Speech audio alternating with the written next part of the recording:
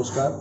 আমার সঙ্গে আছেন পাওয়ার সেক্রেটারি পিএনজিতে এবং শ্রী কেলেজি আমাদের এমডি টিএসিএল এর। আজকে মিটিং আমি ডেকেছি, বিভিন্ন প্রকল্পের কাজ শুরু হয়ে গেছে।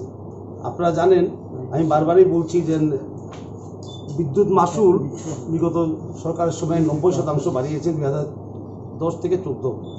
ঠিক আছে, আমাদের সরকার আসার পরে আমরা 1 পয়সাও বিদ্যুৎ মাশুল বাড়াইনি, কিন্তু মডার্নাইজ করা তো দরকার। নতুন ট্রান্সফর্মার দরকার, নতুন ট্রান্সমিশন লাইন দরকার, নতুন টাওয়ার দরকার। এই জন্য আমরা ফান্ড নিয়েছি কোথায় থেকে? এডিবি থেকে, এনএসি থেকে, ওয়ার্ল্ড ব্যাংক থেকে ফান্ড সোর্স করে, কনজিউমার উপরে চাপ না দিয়ে। ঠিক আছে, বিগত সরকারের সময় 90% বাড়িয়েছে, আর কোনো সময় 56%, কোনো সময় 43%, কোনো সময় 17% করে বাড়িয়েছে। অর্থ তো লাগে, অর্থ যোগান করতে হয় যদি কোনো সংস্থাকে মডার্নাইজ করতে হয়, এত বড় সংস্থা। এবং মনে হয় 1 মাসের মধ্যে আমরা 5-6টা সাবস্টেশন খুলে দিয়েছি, এবং বাকিগুলি 28টা 29টা সাবস্টেশন যা বাকি আছে সেটা ডিসেম্বর 31 তারিখের মধ্যে আমরা উদ্বোধন করে দেব।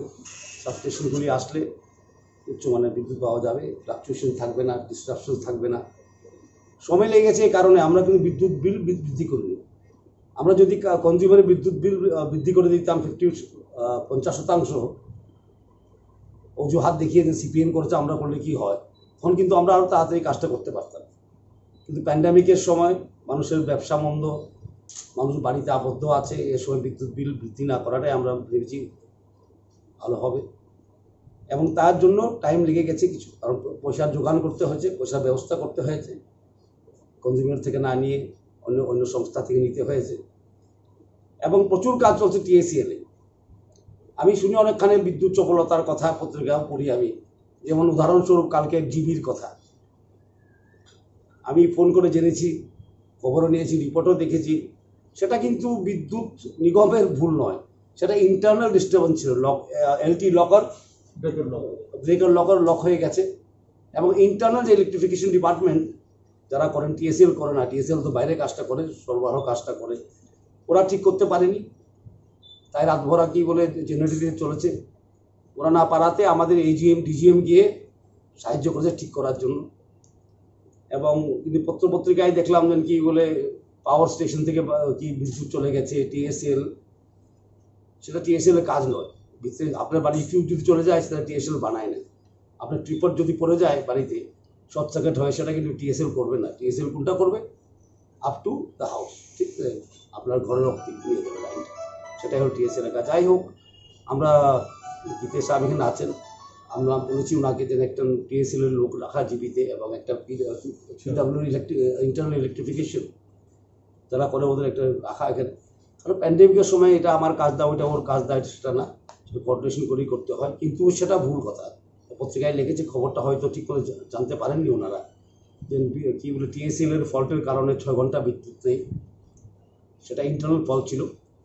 এবং প্রিপেড মিটার আমরা ইনস্টল করছি, মণিপুরে হয়ে গেছে, বিভিন্ন এগুলো উত্তর পূর্ব অঞ্চলে হচ্ছে কাজ। প্রিপেড মিটার দিয়ে কিন্তু বিল ফাঁকি দেওয়াটা কষ্ট, যেটাই পত্রপত্রিকায় দেখি আজকাল, যে প্রিপেড মিটার হলে বিল ফাঁকি দিচ্ছে লোক, সেটা কষ্ট এই কারণে কোনো ব্যক্তি যদি 4 মাস 5 মাস বা 2 মাস যদি বিল চার্জ না করে, আমরা বুঝতে পারি এই লোকটা ডাইরেক্ট ইলেকট্রিসিটি দিচ্ছে মিটার বাইপাস করে।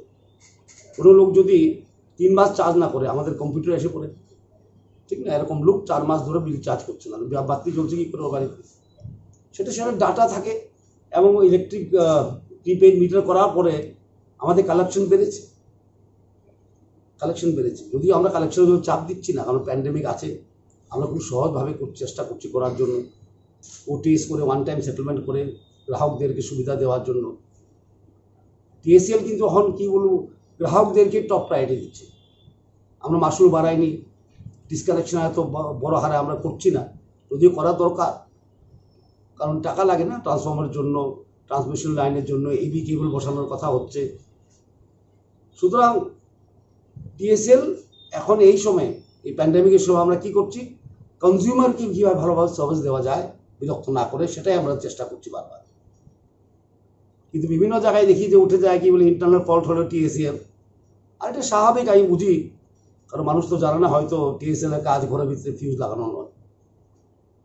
বিদ্যুৎ ট্রান্সমিশন করা, বিদ্যুৎ উৎপাদন করা, বিদ্যুৎ সরবরাহ করা, সাবস্টেশন বানানো, ভালো বিদ্যুৎ দেওয়া, 24/7 বিদ্যুৎ দেওয়া, এই কাজের জন্য টিএসএল তৈরি হয়েছে।